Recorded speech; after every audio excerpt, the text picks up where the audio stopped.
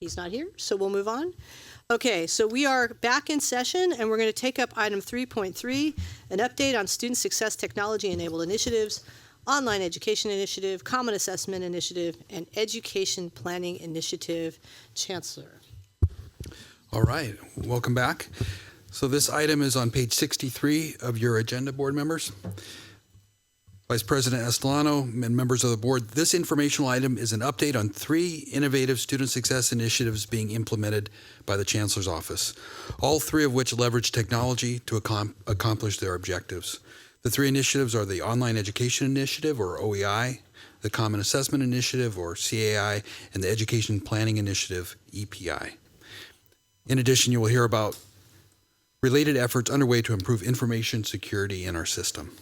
To present this item is, we've got a few presenters, but Vice Chancellor for Institutional Effectiveness, Teresa Tenna, Vice Chancellor for Technology Research and Information Systems, Deborah Connick, will take the lead. All right. Vice President Estolano, board members, Chancellor Skinner, we have a lengthy amount of information that we'd like to share, but we're going to be as strategic as possible in sharing it. And just, out the gate, really want to underscore that there's a tremendous amount in state investment that's been made in our system over the last 3 years, all including these resources, these identified programs, about $160 million. So the state is certainly making a very significant investment in these technology-enabled student success programs. I want to underscore that this is a very much an effort focused in terms of the Chancellor's Office, in terms of overseeing, but also it's very collaborative in partnership with a number of districts, partner districts at Butte Technology Center, Foothill De Anza with the OEI, a number of individuals and associations are very integral to ensuring that the successful implementation and the successful use of this technology really furthers student success. And so with that, I will turn it over to Deborah Connick. Thank you, Vice Chancellor Tenna. Good afternoon, Vice President Estolano, members of the board. I wanted to call your attention to the fact that while we call these technology initiatives, these really are student success initiatives that are technology enabled. So we're trying to sort of change the conversation a bit. All of these come from the Student Success Task Force or from Budget Act of years gone by. They're focused on making a stronger show of support for our students, offering guidance to our students, enhancing the quality of online education, and providing necessary technical assistance along the way. Key to the successful implementation of each of these initiatives is recognizing the fact that while there are 3 discrete projects presently, they will need to be fully integrated with one another and with the entire system in the end. It's premised upon scaling up all the programs with evidence of successful educational outcomes for the students. At this point, I'd like to turn the microphone over to the Executive Director of Online Education, Pat James. Thank you very much for having me. Appreciate being here. It's been a while since I was here. We've done a lot of work. And I wanted to tell you, just to take you back to the beginning, our goal was to increase student completion of their educational goals, particularly the associate degrees of transfer. So what we've done to do that is we have gone out of our way to figure out and enable colleges to be able to offer online courses and programs that are high quality, keeping the students in the seats we have, adding more courses, which makes more courses available to students so that they can complete classes where and when they need them. And that where and when they need them piece is the course exchange, which I'll talk about in a minute. But we've created this ecosystem, and it actually is centered around some shared systems where everyone is on the same page, on the same system where we can collect data, and we can actually deploy the tools that colleges need. And one thing you need to know that, excuse me, just mentioned to somebody, is that we see colleges now having a better time getting through accreditation around their DE programs because the items that are on this ecosystem are exactly what they need to have in order to satisfy federal and state requirements for distance ed programs. So we're seeing people now start to adopt so that they can go through the accreditation process in a more smooth way than they have in the past. And we're seeing that the success of students is starting to change. Now, we don't have a whole lot of data right now. We're in the process of collecting, but we are seeing some change and a lot of positive work going on across the system among faculty and colleges in general. So we're really excited about what's happening. We've got all these things in place. They're on our website if you're interested in seeing. My favorite student is the readiness modules, but there's a lot of really good resources there. If you go to the site, you can take a look at them. I think the big story right now is that 98 colleges have opted to use a single course management system.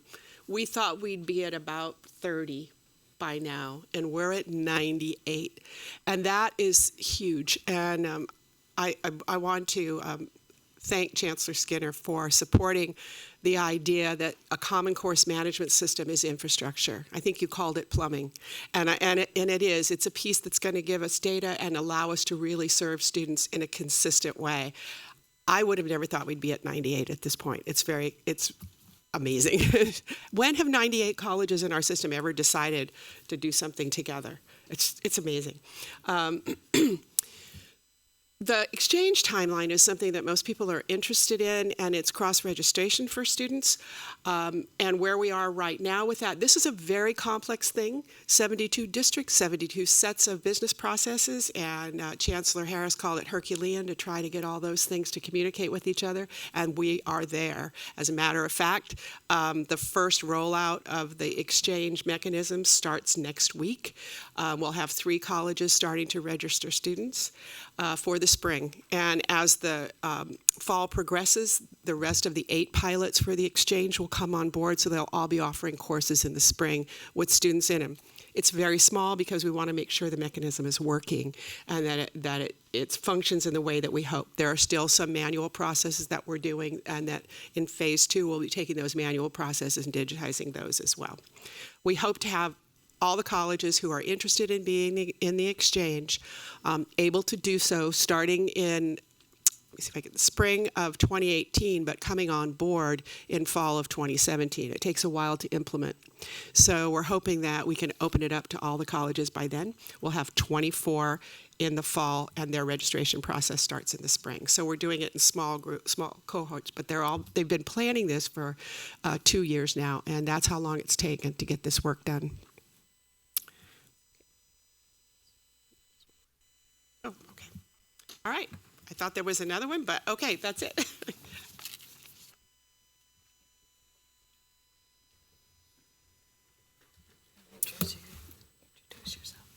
Hi, my name is Andrew Lamonck. I'm one of the co-chairs of the Common Assessment Steering Committee, and I'm also the interim vice president for instruction at Foothill College. Today I wanted to start off just to give you brief highlights on the Common Assessment Initiative, starting with our goals, and I've selected a few of these. And one of them is reducing the need for reassessment through portability. So the students will take the assessment test once, and that score will be available for them across the system. So that will help with reassessment. We're also looking to increase the effectiveness of the placement test itself through use of multiple measures, as well as providing more diagnostic information from the test. So that's another goal. And hopefully, through a system-wide perspective, we'll be able to provide reduced costs overall. The Common Assessment Initiative really got underway in the spring of 2014, and we started with pulling together our governance structure with a steering committee, and we have several work groups that are now going strong, and they began in spring of 2014. There have literally been dozens of faculty and staff members involved in the project over time. In the winter of 2015, we went through a very rigorous process of vendor selection. And we had the pilot colleges all together and some 70 different people weighing in on the vendor selection process. And faculty have been busy developing competency maps for our assessment. And this spring, in spring of 2016, we began to pilot the assessment. And so far, we've got about 10,000 assessments have been given. And we're continuing to collect that data and do additional training for colleges around the state on the rollout of Common Assessment. So things to come. We're still working on a detailed timeline because we're collecting some more information to validate the assessment instrument. But we're continuing on to work with colleges across the state through various professional development efforts, working with the faculty to do the competency mapping that needs to be done at each college, and continuing to develop the tool itself. Thank you. So when go ahead. Sorry. Are we not Let's having hold the questions to the end. All right. Thank you.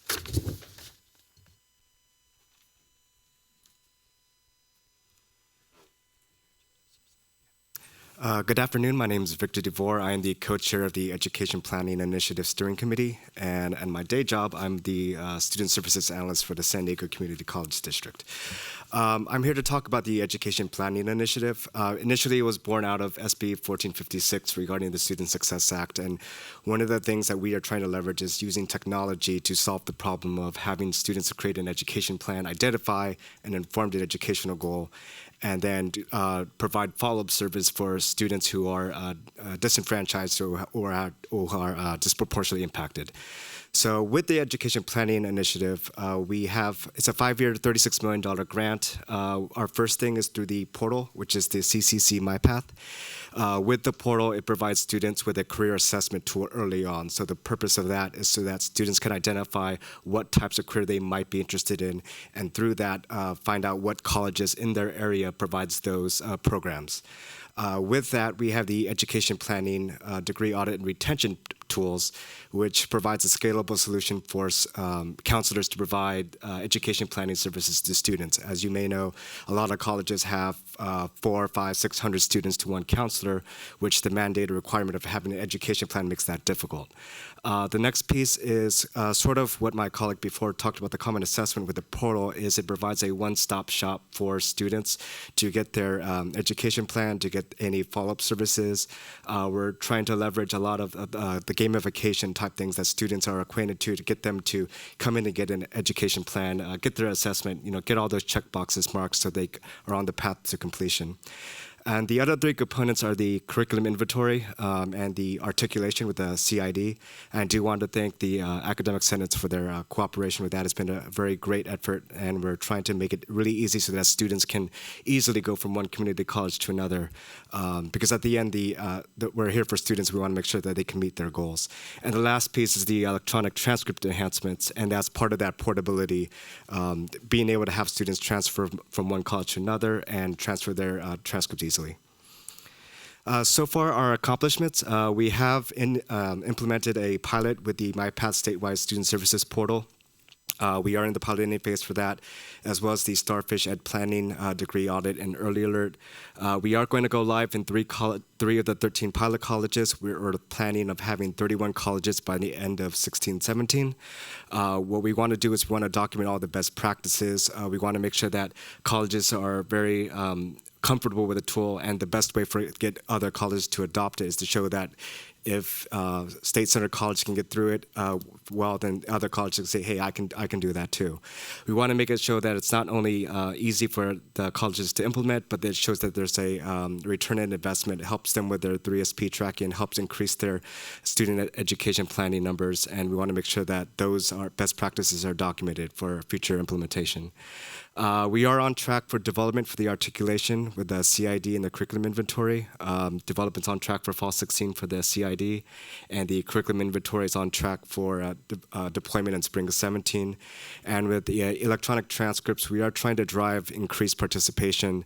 With the electronic transcripts, we're trying to create a vendor-neutral exchange solution, so regardless of the vendors that colleges use, that they're able to send their electronic transcripts to a clearinghouse or transcripts. That makes it very easy for students and colleges to transmit the electronic transcript information from one college to another. And the last slide here is we have just to show our timeline. So as you can see, 16-17 of the academic year, we are planning to go live with pilot colleges with the Starfish. And that's the tool that we chose with the education planning tools. Starfish, which includes an education planning, a degree audit, and a follow-up services component. The articulation curriculum code is completed with implementation fall 16-17 with iterative deployment throughout the state as time goes on. And then with transcripts, we are growing participation. We're trying to use through grants and other initiatives, we're trying to get more colleges to sign on to the ED exchange so that transcripts can be submitted through the exchange regardless of the vendor. Thank you.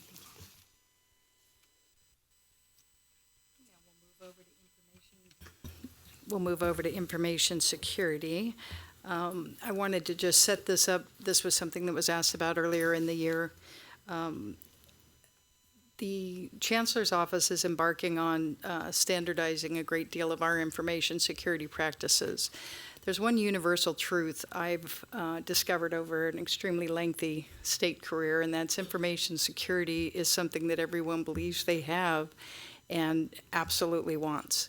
And in a system as large and diverse as ours, we have to make sure we're protecting all of the students, all of the faculty, and all of the staff. And because of the size of the system, we engage with all of the colleges to some degree, but certainly with some critical partners.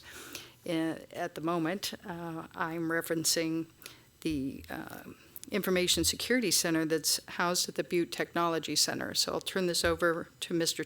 Tim Calhoun, who's the Executive Director of the Technology Center, to speak a little bit more about what they're doing up there.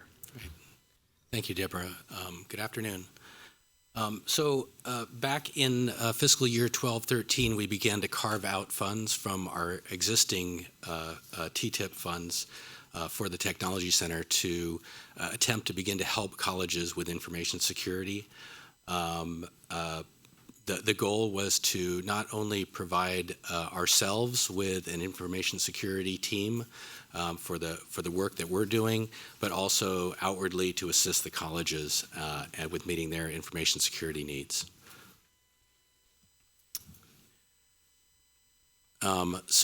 Where we are today is that we've received $3 million in ongoing funding from the legislature, and with those funds, we are now have offerings for the colleges in automated security software and systems.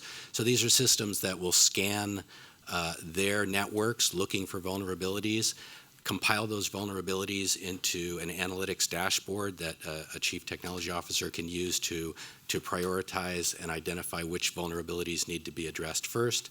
Also, these are systems that will go through the machine logs, the activity that the machines are generating, looking for vulnerabilities, looking for issues that they might need to pay attention to if there's currently an attack going on or something like that.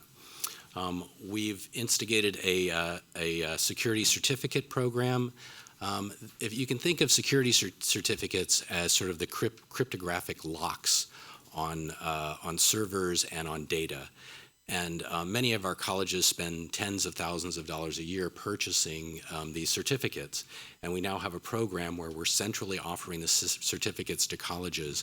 And what that does is it not only alleviates the colleges of the cost, but also allows them an unlimited number of certificates and allows them to use those to basically not reuse certificates, which is not a good practice.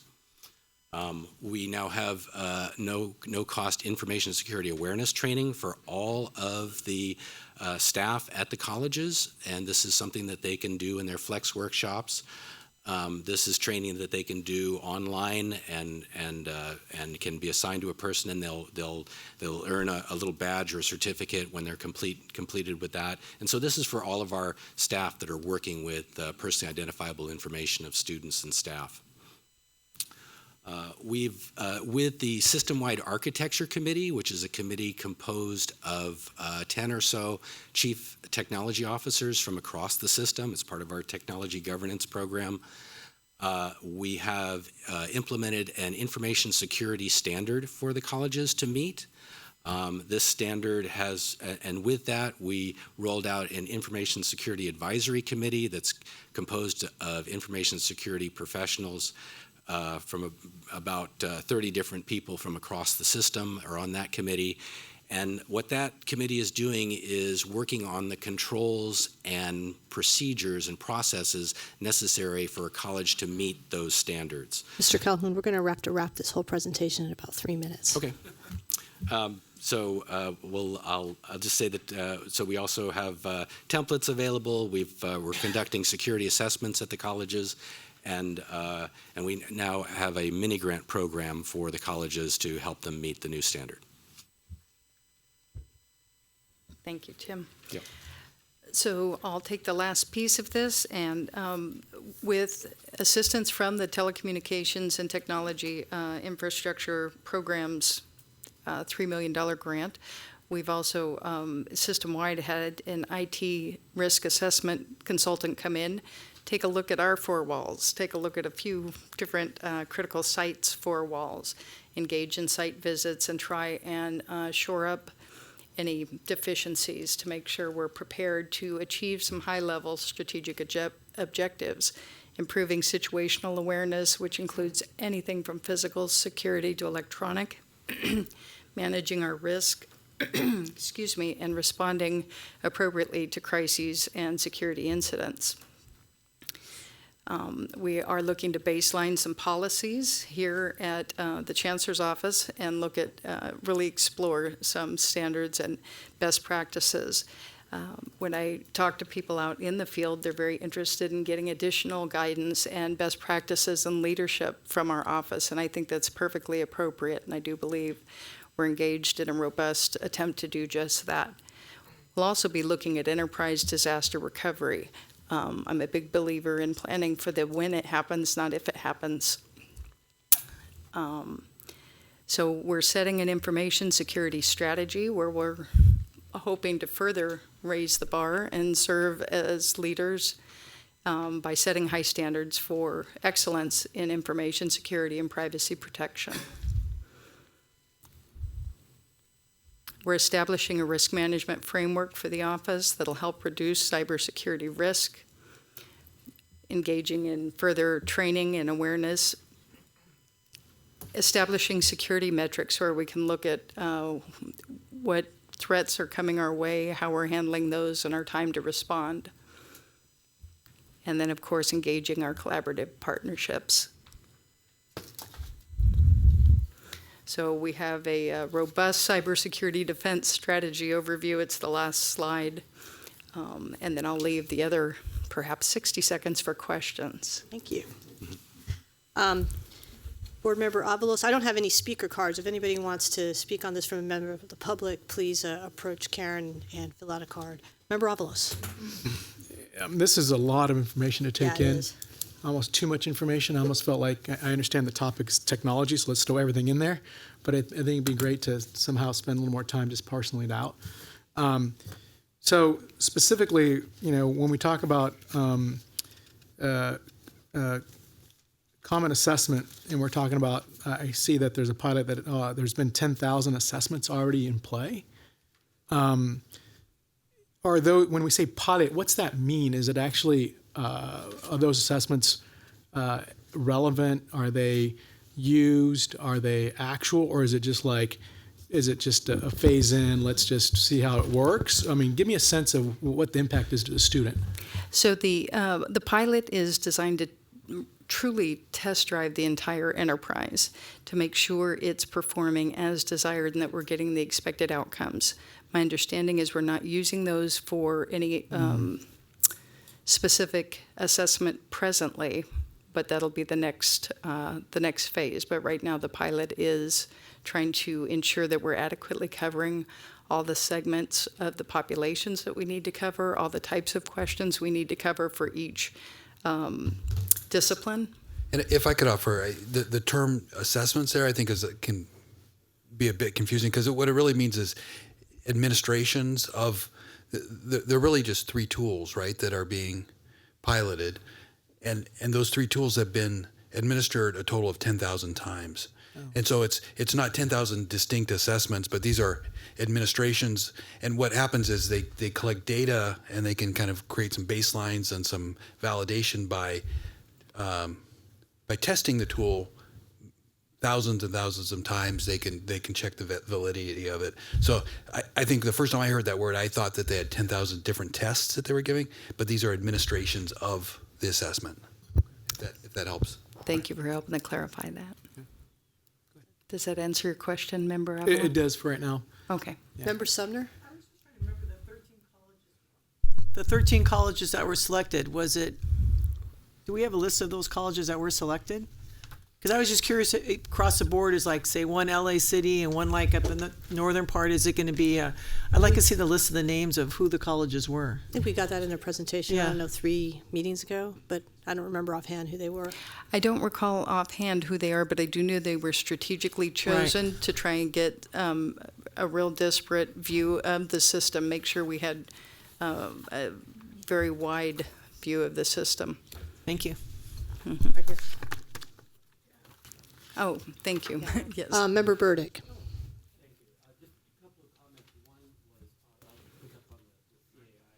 Member Burdick, your microphone.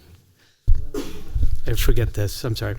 On the CAI, one of the things that we should focus on is what a tool this will be for student success. Yeah. We will be getting real information about our students rather than just a numerical score that cuts a student either up or down on the scale. We will have a tremendous amount of information on each student to help us remediate problems and to speed the student forward. I also wanted to comment on the course management system, with 98 colleges going in, which is great. There's a reason for that. One, it works beautifully. I was on the pilot. I went onto the pilot deliberately because I'm the least technologically savvy person on the planet, and I said, if I can do it, anyone can do it, and I did it. They have good support. They are constantly developing the product. So there's a reason that 98 colleges are stepping in. It's not just that's all that's left. It's really a good tool. That's great. Any other board members? Member Volansky.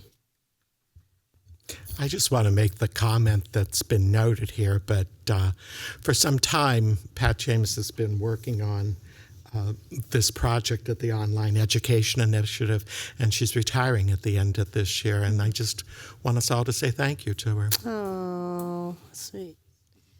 Well, that's wonderful. And I have, if there are no other questions from board members, I have a couple of comments and questions. 98 is fantastic. It makes you wonder what's up with the other 15. Yeah, no, I mean, that would be wonderful to get 100% participation. I too was really drawn to the Common Assessment Initiative portion of the staff report, and in particular, we talked about there was a goal to try to take this to fall 2016 for pilot college implementation, and it didn't happen. And now we're trying to figure out when the release and adoption dates are going to be determined. Can't remember who did this presentation. I guess that would be Andrew Lamonck. So what happened? Was the holdup the technology, or was it us? I mean, briefly, just because it's ambitious to try to pilot any of these things. So you guys had a pretty aggressive schedule. I'm just curious what happened. I think you need to come up to the table. Yeah. I can field that one probably, Vice President Estolano. I think in part there was a certain artificial acceleration of the schedule based on what we affectionately have called the Compass schools, the schools that were utilizing the Compass assessment tool. Okay. That support is ending for them the end of November. And so it artificially created an acceleration that just couldn't really be met So we had to stop, call timeout, and kind of reset, make sure we're getting everything we need to do done, because it's such a massive reset of the way we do assessments. We want to make sure we don't leave anyone behind. And so that's probably where we are right now, and there will be more to come on that in the coming months. Great. That is very helpful. The last thing I would say is that this multiple measurement assessment project is so important, to underscore what Member Burdick said. This is really the key for us to deal with this equity issue and this achievement gap. That we're just not testing our students appropriately, and we're putting them into remedial classes when maybe they would be doing fine. It also, I might mention, Board Member Sumner, I hope it would also help us with vets coming in, give them an assessment tool that will meaningfully and accurately assess where they are in their development. So I think it's terrific. Just do it right rather than fast. Absolutely. I think is important, though. I find that IT systems, anytime you do IT systems in government, it's always a disaster. So try your best to be the exception, because you've got a lot of initiatives going on all at the same time. So, but this one in particular, I would love to hear back maybe in a few months how you guys are doing on it. Truly, absolutely. Thank you. Oh, wait. Okay, Tom. Member I Epstein. just have a couple of things. I agree with Member Avalos that these are so important and kind of big, and they're all kind of squished together. It would be nice to get a little more depth on some of them at a future time. And on the information security one, I noted that there's $3 million that's been set aside for that, and that doesn't seem like much to me. And especially, there's the chancellors, or there's the system office, and then there's all the different districts. I mean, so my question is, kind of how much money do you really need to feel secure? And kind of as a sidebar of that is, what keeps you awake at night? Well, I'd have to say I'm unable to give you a dollar figure off the top of my head, but I do know that the information security risk assessment consultant that's currently on site will be providing me with a report, and actually Mr. Calhoun with a report the middle to end of January. That'll probably further help us sort of wrap our arms around what our world looks like and where our gaps are. I think part of what we have to do is really assess, where are we today, where do we need to be, how do we close those gaps. I think it's really critical that we supply people with the appropriate tools, technology, training, and processes, and that's really what I'm interested in trying to do, is provide some repeatable processes, some standards, some assistance, because quite frankly, I know, Mr. Calhoun's shop has been working feverishly on this for a few years, and it's like constantly trying to plug a hole in the dam. Because there's so much demand and so much interest in how can I make my system better. I'm a little concerned about this. So that is something I'm aggressively taking note of, because I think information security is what keeps me up at night, just in general. Yeah. Privacy protection and information security. I think it's critically important we protect all of these assets and still do the work we're tasked with doing. So it's about balancing that and making sure that we're protecting every student, every member of faculty, and all staff. Yeah, it's just, having been in a place that was hacked, it is incredibly disruptive, and it just, takes over everything. And if it were to happen, system-wide, it would be a total disaster, and you'd have, it's really important to try and get our arms around this as quickly as possible, because we've all seen the impacts of this all over the place. Absolutely, and to be perfectly frank, I'm being probably a little more cryptic in an open forum than I would be, because I'm aware that that information would be beneficial to a lot of folks in the world, and not just always the people looking out for the best interests of our system. So I would be glad to follow up with you or follow up with the board, certainly after our report is finalized in January. Thank you for that. Member Epstein, I think you make an excellent point. And after that report comes out, maybe we'd love to have a briefing, maybe not an open session, maybe you and I can meet, but we certainly want to make sure we factor in whatever the needs are in our budget request. I know we've forwarded that on to the governor's office now, but if we identify the need for additional resources in the short term, we should consider that. I as we go greatly through the budget appreciate that. process. Thank you. If there are no other comments or questions, then thank you very much for that very thorough and strategically brief presentation. Thank you. Okay, thank you. Thank you. We're going to move on to item 3.4, EEO and Diversity Best Practices Handbook. Jacob Knapp, Chancellor. All right. So this Jake is getting set up. next item on page 75 of the agenda, Vice President Estolano and board members, this informational item is an update on recent efforts by the Chancellor's Office to promote equal employment opportunity in hiring and promotion at our campuses. Specifically, you will hear about the recently issued EEO and Diversity Best Practices Handbook. To present the item is Acting General Counsel Jake Knapp. President-elect Estolano, Chancellor Skinner, members of the board, it's my distinct pleasure to present to you the EEO and Diversity Best Practices Handbook. As you know, it's fairly rare that a lawyer gets to give you good news. So we have some really good news today, and I'm excited to be here.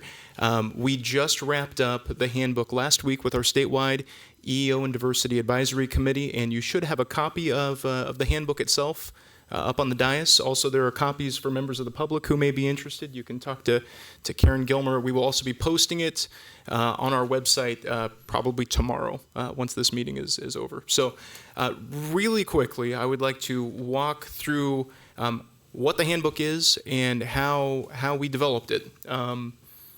Because it connects a lot of the EEO programs that this board has been working on for quite some time. As you are all aware, in the Budget Act of 2015, we had an increase of funding for full-time faculty, and along with the increase in funding for full-time faculty, our office doubled down on EEO efforts to make sure that there was a diversity and EEO component to that hiring influx. In addition to the allocation of funding for full-time faculty, our office annually allocates EEO funds to each district to administer local EEO programs at each of our 72 districts. This last year, the legislature, we were very pleased that the legislature provided an additional $2 million for the EEO fund. And I know that there was some discussion on earlier items. The fawn penalty money also goes into the EEO fund. This is the same fund, but the additional $2 million that came from the legislature last year. And one of the things that we did was we modified the EEO fund allocation model. Historically, the EEO funds had been given out to the districts based on FTES, and we triggered a section in Title V that allowed us to change that allocation model, as you might remember, to the multiple methods of demonstrating success in EEO. And the statewide EEO and Advisory Committee developed these 9 multiple methods that were used to allocate the EEO funding for this fiscal year. You may remember that the barrier to entry to get EEO funds for districts this year was you had to meet multiple method number 1, which is having an EEO advisory committee and an EEO plan that's active and in place at your district. These are requirements that are in Title V, but this is the first time that funding had been attached to having these in place. And once you met multiple method number 1, each district had to demonstrate through a narrative submission and attaching evidence that they met 5 of the remaining 8 multiple methods. As you can see from this chart, just looking at EEO plans, when funding is attached to a requirement, compliance goes up, human nature. But in December of 2015, only 55% of our districts actually had an active EEO plan in place. And as of September of this year, we're up over 86%, and it's even higher. So we're already seeing some very positive results from the revised EEO fund allocation model. As part of the annual certification, each of the districts filled out a form that looked just like this. And for each multiple method, they had to identify, it was a self-certification. Did your district meet this multiple method? And then you had to provide, each district had to provide evidence and a narrative summary of what the district did that demonstrated compliance with EEO for that multiple method. The thing that I want to point out for the board here is we intentionally made it so that the certifications had to be attested to by the chief HR officer, the CEO, and also the boards of trustees at the local districts. And the idea behind that was to really start some conversations at the local level and make sure that everyone up to the elected board members at the local districts were aware of the good work that's being done, and to bring a little more publicity and notoriety to the EEO programs, especially with all the new funding. So that brings us to the handbook. The handbook is a compilation of the best practices as selected by the statewide EEO and Diversity Advisory Committee. For each of the 9 multiple methods, the committee went through and selected 3 examples of what they considered to be best practices. The idea is we wanted to have a really handy, practical guide for our districts that are either just starting developing an EEO program, or maybe who want to have some fresh ideas of and see what other districts are doing, things that are working. And we found that there really wasn't a lot of crosstalk between the districts when it came to EEO. And so the idea was that we would kind of compile all of the best practices into one easy reference guide, and hopefully break down some of those silos between the districts and share some information between them as it relates to EO. So I want to say a big thank you to the members of our statewide EO Advisory Committee. And I'm going to pull up the handbook here briefly. I also want to say a very special thank you to Leslie LeBlanc in our office, and also to Samantha Nguyen, who is one of our student fellows. She's a law student at McGeorge. She'd worked with us over the summer, and this was a big project that she'd been working on. She did a fantastic job. So Leslie and Sam, thanks to you both. So we won't go through the whole handbook, obviously, but very briefly I want to point out a couple of things. First is it's intended to be an electronic document because there are tons of live links throughout the handbook. And so as we're talking about some of the actual programs that are being administered at each district, you can click on links and it will take you to websites for the local districts that talk about in more detail the programs. They take you to links for actual multiple method certifications that were submitted to the Chancellor's office. As you can see on page 1, our interim chancellor, Eric Skinner, was gracious enough to write a foreword for the handbook.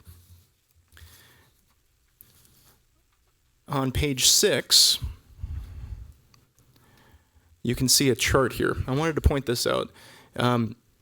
Here's how the statewide committee selected the best practices. The criteria are there on page 6, but what I want to point out is we narrowed in advance under each multiple method to 10 to 12 districts that had done something that was remarkable or different or interesting that could be a best practice. And so the statewide committee went through and painstakingly voted and deliberated and decided which were the top 3 from each to include in the handbook.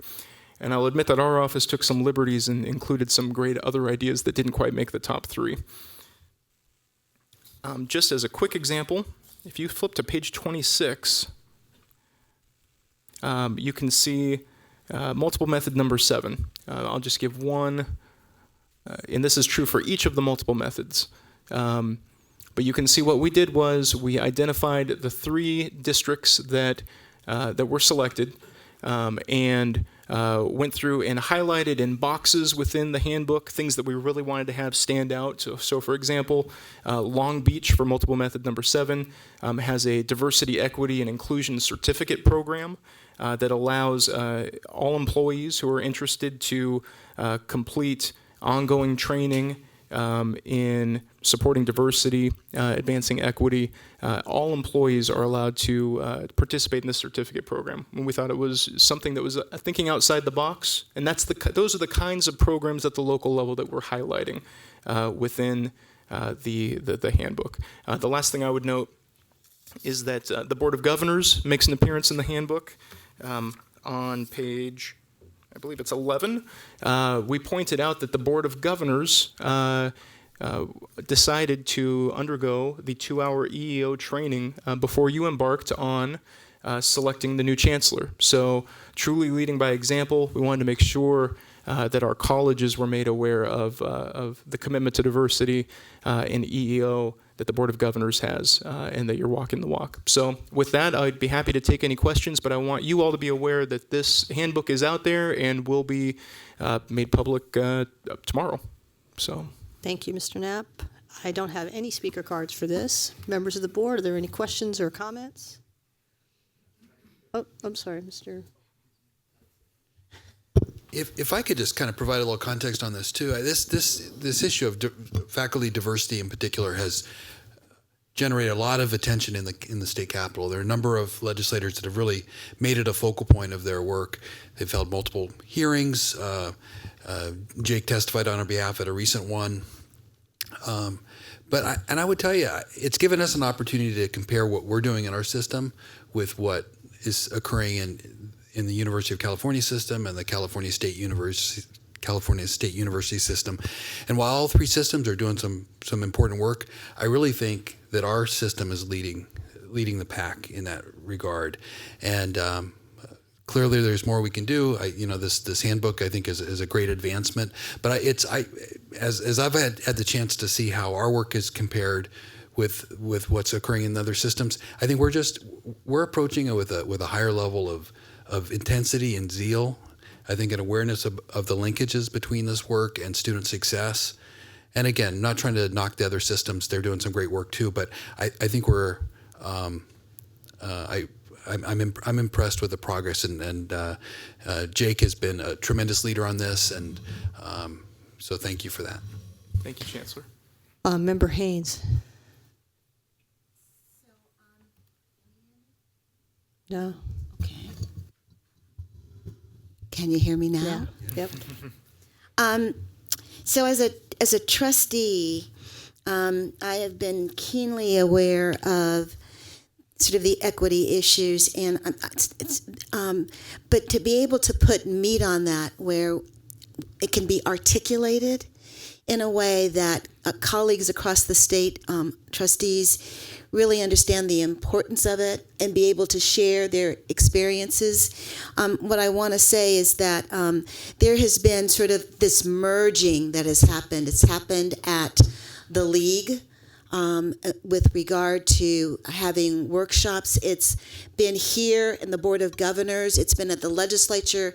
And it has risen that everyone knows what a high priority, and I actually believe that has helped to push down relative to how important this is for the system, and made it rise to a top priority. So I just want to thank everyone involved in this process. It sort of was all hands on deck, including faculty. So it really is working, and we just have to make certain that that's reflected in faculty and in staff as we move forward. So thank you. Great. If there are no other comments, I'd like to comment in that.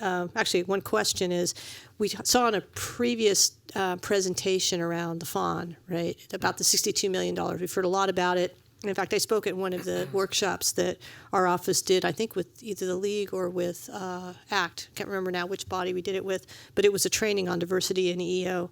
And we kept mentioning that $62 million, just this enormous amount of money for our system for faculty hiring. So my question, Jake, is when will we have numbers on how we did in terms of EEO and diversity? Because I know that money has just begun to go out the door, but when will we be able to kind of look at our progress? I believe we get a new batch of data every spring. It may be February, if my memory serves, but I know we don't have it yet. Okay. But when we do, if the board is interested, we will certainly bring it back. I think we would want to have that, given the big emphasis we placed on this. And then my last point on this is, these are the things, the hyperlinks you have in here, the specific examples. It's really excellent. And as somebody who hires myself, I think it's great to get these ideas and to spread them and promulgate them across the whole system. So this is a great job, and it's very accessible. And let's hope that strong and consistent message that we've projected from the very top of our system all the way down will result in really good impact. So thank you very much for your presentation. Thank you. Okay. All right. We are now at board member reports. So I always start on the left. So we're going to go down this way, and don't feel obligated to report if you have nothing to report. And we're going to try to keep it brief and let us know if there's anything you'd like to report on your activities in the last 2 months. Okay. very quickly, I've had the pleasure to meet with several colleges around my district and Region 7, and I've been able to discuss with them what we do on the board and give a small presentation on what we do and just try to create the lines of communication there and make sure that their issues are coming to the student members and then trickled up to you guys. So I hope to schedule a lot more of these meetings as I find them very productive. Thank you. Board Member Khan. So again, quite briefly, I visited CCSF, met with some of their students. It was a good dialogue to have. It was mainly to talk about transportation issues. So it's nice to not talk about accreditation for a little while. So that was good. I attended General Assembly. Last week was insane. Berkeley and Oakland were alive, to say the least. So I just want to leave with a positive note. Throughout everything that was going on, roommates were crying. I had friends who were undocumented students looking for words of wisdom or something to fall back on, and all I could remind myself and everyone else is that hope doesn't die. So that's all I got. Rep sign. I attended the White House Summit on the Promise Program with Eloy, and it was a very interesting program. The White House Chief of Staff showed up, as well as a lot of other senior officials, and we were all invited to the Vice President's residence for lunch and a little photo. So, but it was a very uplifting and an exciting, group of people. There were some great presentations on what's happening in other states, and hopefully that effort won't die with the new administration. Thank you. Member Avalos. Yep. As a follow-up to Promise, I actually attended the Central Valley Promise kickoff at Fresno State, and Vice Chancellor Skinner was there as well. It was a great event. Took photos with the mascots of multiple community colleges. That was kind of cool. I hope you tweeted it. Yeah, well, yeah. And then also last week I was in Monterey at EOPNS conference, statewide EOPNS conference, and it was a great opportunity to meet folks and 113 community colleges with their offices there located present. So there was a couple things. Did a couple community college tours as well. All is good. Thank you. Board Member Reed. Briefly, our investment committee with the Osher Foundation met this last week with J.P. Morgan. And I'd like to say that we've given out now over $21 million in scholarships from the Osher Scholarship Fund. Wonderful. That's wonderful. Board Member Belansky. Just to acknowledge that I was able to attend the State Academic Senate Fall Plenary at the beginning of the month of November. And I'd just like to say thank you again to all of the people from here in the State Chancellor's Office that came to do presentations. I think that's always very helpful to keep people up to date. And a special thanks, even though he isn't here, but he'll hear it, to our incoming Chancellor, Eloy Ortiz Oakley, because he did a general session where he laid out a lot of information about what's happening, what should happen, kind of things. And then he did a breakout session that was solely question and answer. And some of the questions were not easy, and yet he gave really good, thoughtful responses. Thank you. Board Member Sumner. I was busy around the Veterans Day. I got the opportunity to speak at Irvine and actually meet the new president of Santa Ana College, Dr. Rose, and it was a Women's Veterans Leadership Summit, so I spoke at that, and that was amazing. And it was just to meet these women and the resources that they have to offer, but how many people still do not self-identify and don't even go to their VRCs and don't even want to go to their VRCs. And then I spoke at JPL, which was a little, I thought, wow, JPL, but it was amazing. I go right across the street is PCC because they don't have a VRC, and they said, could we use it? And I said, you guys need to work together more. This is the first time they've ever been a veterans program. They make them go to school on Veterans Day, so they're thinking about changing that maybe next year, the new President Rosenbaum. And then LA Valley College got a chance to meet with the new president of the Veterans Organization there, Richard Reyes, and they're really trying to enhance their veterans program. So I talked with them about reaching out to the other VRCs. So I was just really proud of this Veterans Day because it seems like the awareness to schools, when you watch the TV, that there really was people are paying more attention, that it's not where we're special needs, but we just need to be more sensitive. And thank you for your support, and especially not only veterans, but all students, because I love talking with all the students when I go out to the campuses. That's great. Board Member Shaw. Spent time trying to, again, familiarize myself with the housing and food insecurity matter. I've been in communication with Pamela Walker. And also, there's a Supervisor Kuehl down in remember the LA supervisors, actually Genethia Hayes, who's a former city commissioner now, is working for her, and they're coming up with a model where they're trying to, they're convening all the colleges in their district to try to find out what all those, whether it's, I think it's Loyola and all the community colleges and the UC systems and the Cal State systems, what they're doing in terms of this subject matter. I also attended I try to support the Umoja community effort. I've been dealing with the Carla Asagai and also Sydney Kamlager, who's hopefully going to be the new president of the LA district.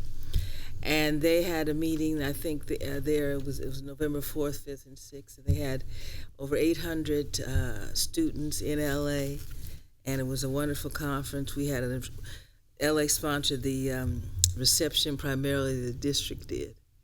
And then I went to some of the workshops and met with some of the leaders, Tom DeWitt and Elaine Moore, and attended some of the workshops. So I hope at our next meeting we can have an update on what Umoja is doing, and also have an update on what's happening with the HBCU, the Historical Black College and Universities, and how we're increasing that number as we move forward in terms of transfers. Thank you. Board Member Burdick. Walking into a classroom this last week was extremely difficult. I have students who have been victims of really ugly rhetoric, and they're scared. They're tremendously scared. And when students are scared, they are not studying. They are not performing in class. And it's a very difficult thing to be right on the front line of that situation, because what you want to say is everything's going to be fine. And there's no way we can say that. We can say we can work together. We can say that we will do the protection that we can make. But I think we need to be aware that student success for all the programs we have comes right down to people inside of a classroom. And we need to keep our focus on that. Thank you, Member Burdick. Oh, we're going to go back to Member Shaw for a second. I don't know if it's just sort of in response to what he said, I don't know if we could have listening tours, all of us go out and listen to the various colleges in our district. I don't know what we can do. I think the press release was good, but I think we need to do something more, in a formal way. I appreciate that. Let's hold that for new business for a second. I think it's an excellent point. Board Member Haynes. Thank you. I want to just echo what Joseph said about the Academic Senate annual conference.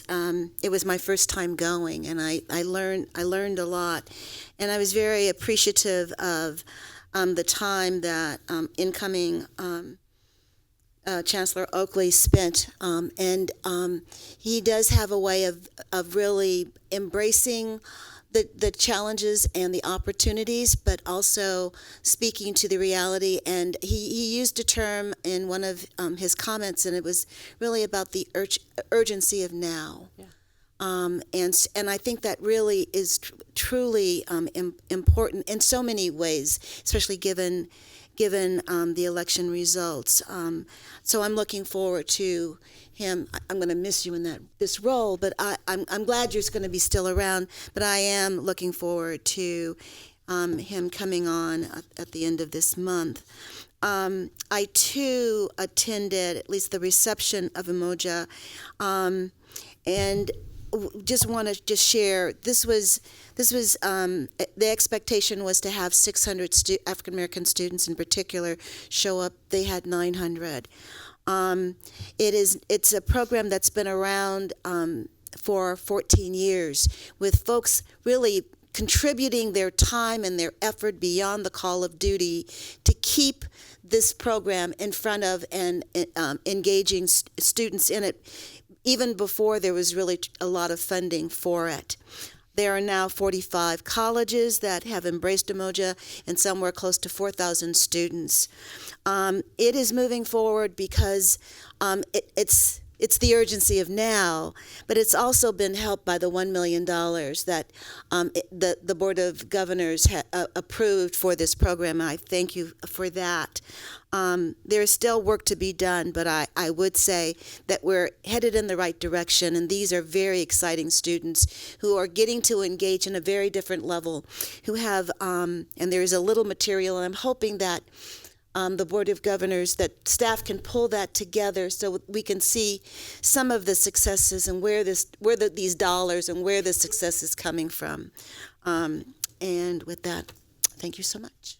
Thank you very much, board members. I have nothing to report. I want us to keep moving. What I'd like to do is we have about 3 speaker cards for public comment, and then I do want to take up the new business item and talk a little bit about what direction the board might want to give staff in their intervening 2 months in our next meeting, because a lot will be happening in 2 months on a lot of what we've discussed about in terms of the general tenor and providing resources to students who are having concerns. So let's go with public comment. I have 3 speaker cards: Larry Galicio, Julie Bruno, and Courtney Cooper. Courtney, come on up. Let's have all 3 of you sit up here. And if anybody else wants to spill it, there we go. We have one more. Lynette's coming up. Anybody else, please get your speaker card in now. And go ahead, Larry, you start off. Sure. President-elect Estolano, Chancellor Skinner, members of the board, thank you very much. Well, I always follow the council, whatever the council says. So, no, I think that's congratulations. Oh, he's not here.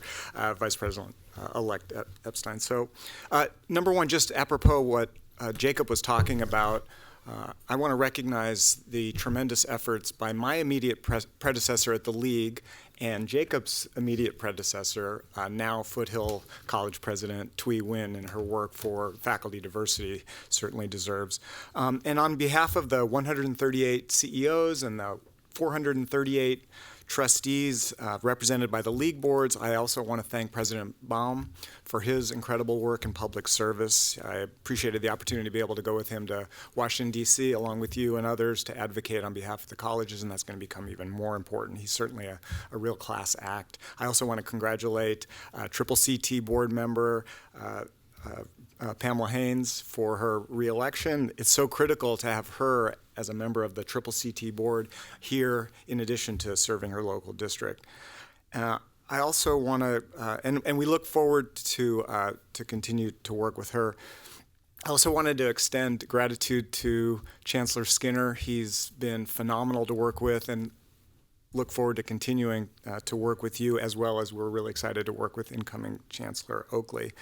I did want to address, there were 2 questions about federal issues, and although the uncertainties outweigh what we do know in terms of federal issues, I know that the stocks of the for-profit institutions, the DeVrys and the others, increased 14% after the results of the national election. So I think we have a lot of work to do to make certain that our students are getting information about the public community colleges and the great work that we do. Secondly, in terms of Senator-elect Kamala Harris, I know on the campaign trail, number one, she advocated for free college tuition for families, for students of families with incomes below $140,000.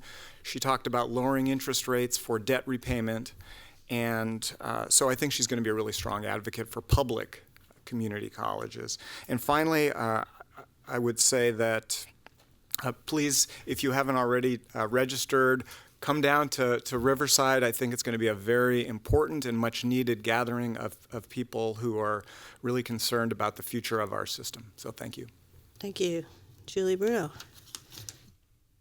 Well, hello again, Vice President Estolano, Chancellor Skinner, board members. First of all, I just want to thank those of you who were able to come to our plenary session. We were very fortunate, of course, Member Volansky and Member Burdick always come, and we were fortunate to have President Baum with us again.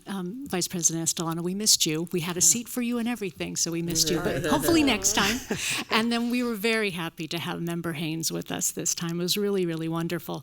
The faculty really enjoy connecting with you all, so please, it's an open invitation. Institutes, plenary sessions, events, you are all welcome to come, and we would really urge you to come and meet the faculty. I also want to thank my chancellor office colleagues. They were there in mass, which is always great too. Again, really wonderful dialogue. We were fortunate to have our incoming chancellor, President Oakley, come in and give a keynote address, and that was really fantastic, and he was very generous with his time and stayed through the entire afternoon. I'm sorry that President Baum is not here. I did want to thank him for his leadership. It has been really wonderful. The Academic Senate enjoys a very collaborative relationship with the Board of Governors, which we really, really love. And President Baum has been fantastic to work with. I'm sure Vice President Estolano will be as well as incoming Vice President Tom Epstein. So we're very thankful for that. And I think finally, I just wanted to say that it is a time of uncertainty, and I know our system is feeling it, our students, our faculty, our staff, I think everybody. I just want to thank you all for really reaffirming the commitment to serve all of our students. I think that's critical, as well as the commitment to our shared values that really drive the work that we do, the inclusiveness, the diversity, community, and educational excellence. I think those touchstones are going to be really key as we start moving forward to figure all of this out as we look to the future. So thank you very much. Thank you. Courtney. Congratulations again to President-elect Estolano and Vice President Epstein. And thank you very much to Chancellor Skinner and to, even though he's not here, President Baum. This has been very nerve-wracking coming into this level of student leadership. It's always intimidating approaching the dais, but everyone has been very welcoming and very helpful in helping us guide our own system partnership into the right direction as we've transitioned into a nonprofit. So very grateful and looking forward to this next year of service. At the last meeting at Woodland was on September 20th, and the day after, the governor signed into law AB 1995. And so that's a very proud moment for us because we were on an operating budget of zero. I know that many of us were driving up on our own dime and things like that. Out of the 7 bills that the Student Senate sponsored or co-sponsored, 5 of them made it out of both sides of the House and out of appropriations. And out of those 5, only 1 was signed, and that was AB 1995. And as we have just wrapped up our Fall General Assembly yesterday, that originally started as a resolution by a formerly homeless student, Nicholas Style, formerly of Santa Barbara City College, now of Allen Hancock College. So it really shows how powerful student voices can be, that this not only started as a resolution, but then into a bill, and that was pushed through student efforts of lobbying. And so as we've just wrapped up our General Assembly, one of the things that was begun is a task force to make sure that implementation of AB 1995 goes smoothly, that schools understand that while this is not technically a mandate, what it means for them to implement this correctly and fully for their students so that they have their needs met. General Assembly, we had the most students registered in the last 6 years, I believe. We had 90 schools out of 113 schools registered. We had over 550 attendees, and we were able to get through our entire resolutions packet, something else that has only been done one other time in the last 5 years. And we had 3 resolutions that were going to sunset save. So it's something that really shows that hopefully we are on that right track of really being productive. Some of the things that came out of those resolutions that they want us to continue lobbying for are homeless student needs, homeless student rights, giving access to the basic necessities for students to take advantage of the Student Success Plan so that they can remain in school and they can have success. CTE, it's wonderful what the Chancellor's Office has coming out of that. Many of the public comments was about how do we make sure that there is enough CT? How do we come together as a community, not just for those transferring? Also, strategic plan is one of them. So we will now go forward planning not only for this year, but a 5-year plan to move forward. And the current status of us reaching independence should be by January. So we are in the final stages, and pending approval by the Board of Governors, we should have a memorandum of understanding signed with the Chancellor's Office by January. Right on the dot. Yeah. Good job, Courtney. Okay, thank you. Last, Lynette Nyaga.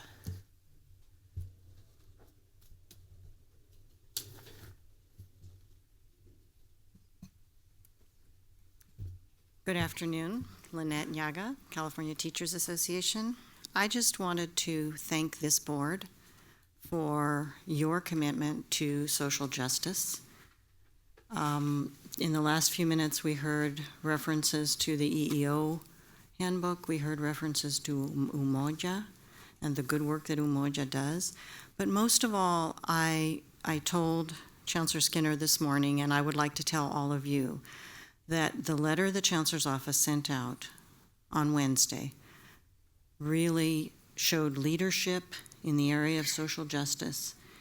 And I know that you are all committed to doing what our students need so that they can get the education that will mean their future. I also look at issues of housing and food insecurity for students.